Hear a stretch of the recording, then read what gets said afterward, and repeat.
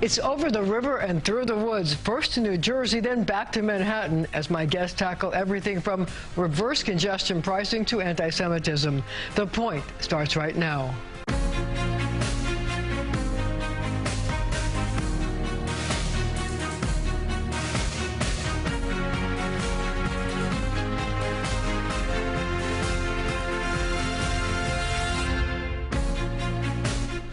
Jersey City Mayor Steven Fulop is running for governor, and he's pitching himself as the transportation governor, among other things. So, you know, it's no secret that you are not happy, and New Jersey people are not happy with congestion pricing, but you have another idea. Yeah. You want to do reverse congestion pricing. Yeah. Tell me about that. It's true. I think the governor is making a mistake, and some of the Congress people that have leaned in on litigation against it. So if you're trying to be environmentally conscious and you are concerned about congestion, then congestion pricing is a proven answer. I think the bigger issue from New Jersey is that we have the same challenges that New York has with regards to infrastructure, and you really need a regional solution. And just New York focusing on the MTA is problematic for us.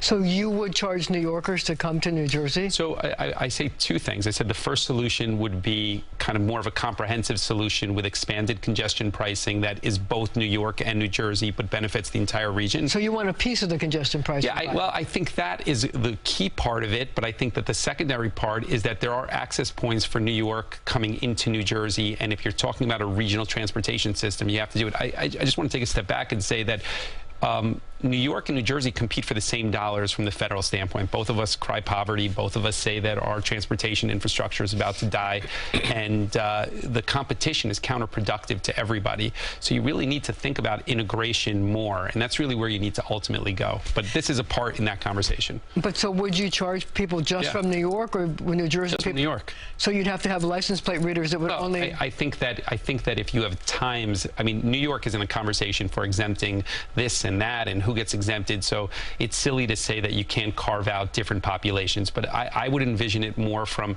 a time of the day. So if you're entering New York or New Jersey, let's say if you're entering New Jersey in the morning, more than likely you work in New Jersey and you're entering for that, and that's a good opportunity to have a New York resident participate in the congestion pricing for the entire region. So would you charge the same thing as New York is charging? I mean, it's more of a comprehensive conversation based on dollars, but like, I don't think that ultimately the benefit is just having two different programs. I do think you want to have a more comprehensive New York, New Jersey strategy around transportation. But see, you talk about the fact that both New York and New Jersey face problems with their transportation. As you've seen, MTA has traditionally been operating in the red, and now NJ Transit faces a gap of $1 billion.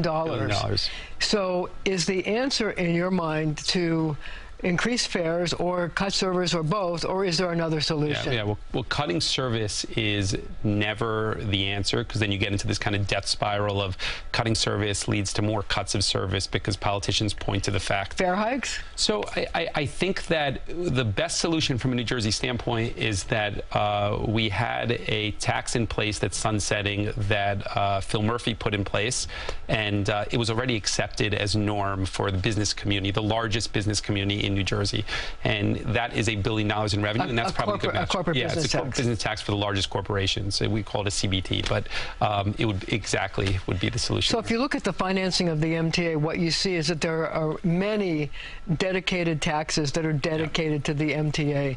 Do you think that NJ Transit has to look at that as several, maybe more than one tax to be dedicated to NJ Transit, so you could increase the I don't know if it's more than one tax, Marcia. I do think that you need dedicated revenue specifically for it, because otherwise you're going to continue to be in this situation where governors are robbing that opportunity to pay for New Jersey Transit. So, but you want to do other transit ideas as well. You'd like to have bike sharing, for example. How would that work? Well, we have the largest bike share in New Jersey, and it's integrated into New York. In Jersey City. In Jersey City, and I think that there's an opportunity to expand that sort of stuff. So when you talk about bike share and greenways and the opportunities for bus lanes and better integration of our bus system, you know, as a gubernatorial candidate, we've been more detailed than most on our plans, starting with transportation. It's not our only thing, but the goal is to give people a roadmap of what I'm going to do more detailed than most candidates.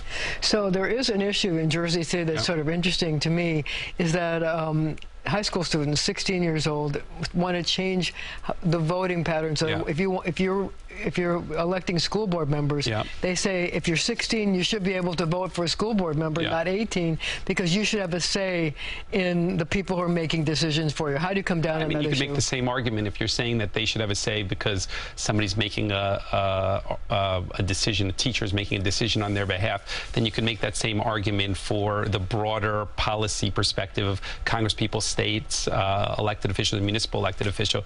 Generally speaking, I'm pretty comfortable with the rules today that 18. Yeah, I mean, it's similar to enlisting in the military. It's similar to a lot of other barriers for adulthood.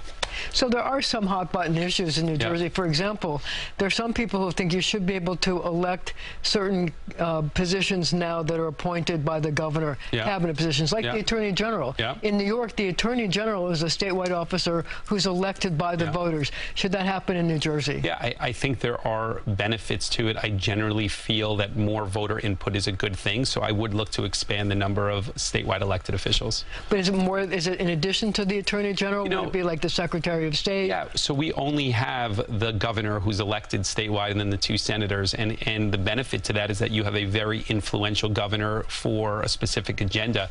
It isn't necessarily healthy for democracy. So I do think if there was a pathway, I would pursue it. I have no problem doing that. What about allowing New Jersey drivers to pump their own gas? I mean, it's always kind of one of those issues in New Jersey. I think it's perfectly fine the way it's situated today. It's like out of all the things to change New Jersey for the better, when you talk about the tax issues and the transportation issues and the economic development issues, pumping gas kind of is important to people, but it's not going to be something that I'm going to like put my flag down in and say this is the issue I'm going to die on. Wouldn't it make gas prices go down though? You know what? I think that if you talk to a lot of different people, there's a lot of different perspectives on why. It's not really something I've dug into because it's not really something I'm looking to change.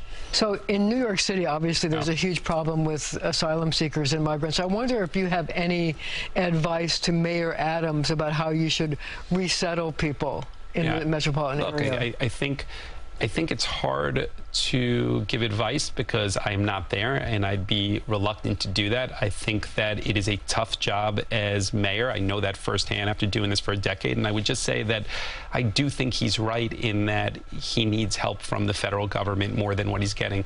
I mean, I read that 60, 70,000 people have come here, and that would be the equivalent of like the city of Bayonne in New Jersey, right? Just all moving here at the same time looking for resources, and it is a virtually impossible problem to solve without federal resources.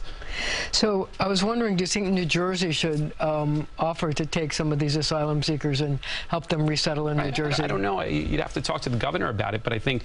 You're running for governor. Yeah, I mean, well, I'm not the governor today. But if you were the governor... Let me say this. I mean, Jersey City has done more for immigration, and we have the only nationally accredited immigration office in the entire country. We've done a lot with refugees.